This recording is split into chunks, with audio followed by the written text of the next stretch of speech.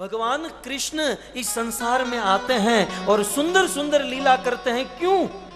क्योंकि उन लीला में हमारा मन लगे और हम रात दिन उनका स्मरण कर सके। नहीं तो ईश्वर को यहां आने की क्या जरूरत। कुछ लोग कहते हैं ये कंस को मारने के लिए, रावण खरदूषण को मारने के लिए। आप विचार तो करो, जो भगवान अपने धाम में सोते सोते भ्रिकुटी भंग मात्रेण एक आंख को तिरछी करे न, सारे ब्रह्मांड के ब्रह्मांड गिर जाए।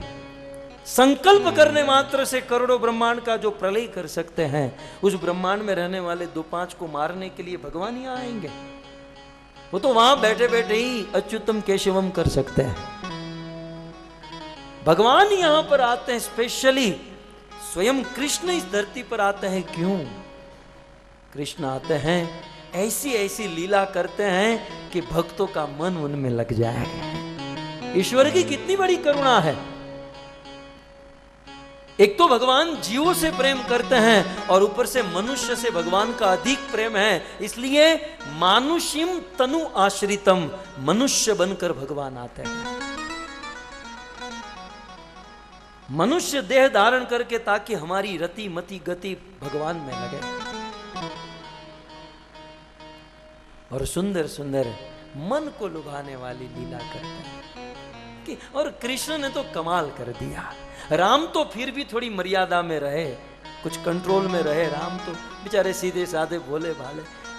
किसी ने कहा राम और कृष्ण में क्या अंतर? बोले राम सीधे खड़े रहते हैं, सीधा देखते हैं, और ये कभी सीधा खड़ा नहीं रहता है। इसका खड़ा रहना भी टेढ़ा, इसका देखना भी टेढ़ा। उसको यहां देखना है तो पहले यहां देखेंगे, यहां देखकर फिर ऐसे अब दृष्टि मारेंगे। इसका बोलना भी टेढ़ा, इसका बोलना भी। एक बार राधा रानी और कृष्ण ने समय नक्की किया कि हम 5 बजे मिलेंगे। तो राधा रानी बहुत सुंदर श्रृंगार कर, वैसे राधा को कोई श्रृंगार की जरूरत नहीं है।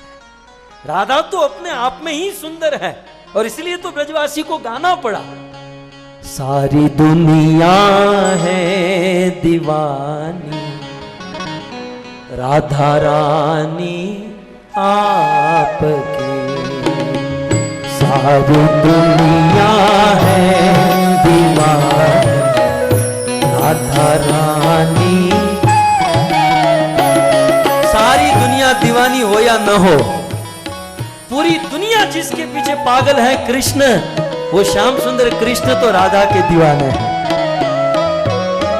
सारी दुनिया है दीवानी, सारी दुनिया है दीवानी, सारी दुनिया है दीवानी, सारी दुनिया है दीवानी।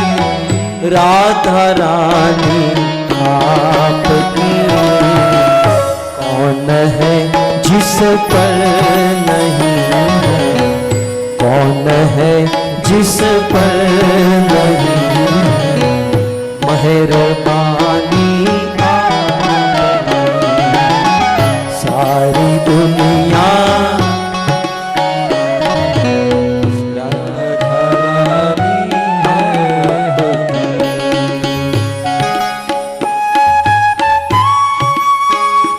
जैसे गंगा और जमुना की धारा बहती भूमि पर, जैसे गंगा और जमुना की धारा बहती भूमि, जैसे गंगा और जमुना की धारा बहती भूमि पर, जैसे गंगा और जमुना धारा बहती भूमि, ऐसे ही बहती है ममता, ऐसे ही बहती है ममता। राधा रानी आपकी, सारी दुनिया है दीवानी।